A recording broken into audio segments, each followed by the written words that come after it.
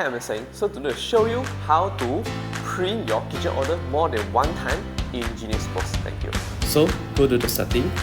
Let's say for example, for this category pizza, you want to print it in 2 or more than 1 kitchen printer. Very simple. Go to the printers.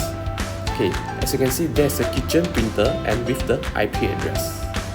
So this is the IP address. Click on plus. Then you can type the name, which is kitchen 2, or we can know as the duplicate of the kitchen order. Type on the same value. Same goes to here, the IP address. The kitchen printer, you see the IP address is 182, so you must follow 182. Key in the 9001. For the printer model, select as the same model of the kitchen printer, then just click save. So once you have created the virtual printer, go to the category just now, click on the pizza, click here, and you select click 2, which means that when the item under the pizza category, it will print under 2 kitchen printer, which is the kitchen and kitchen 2. Although you only have a 1 kitchen printer, but it's because the IP address is same, so it printed 2 copies. Same goes to the beverage. I can click here and click beverage 2.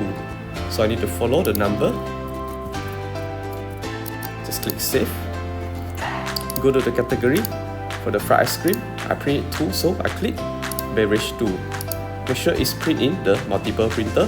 Just click save.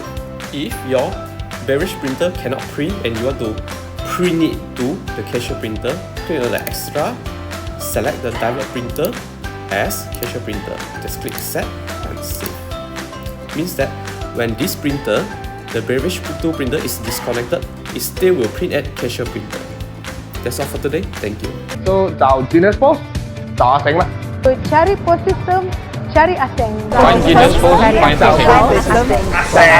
找 POS system 找阿成。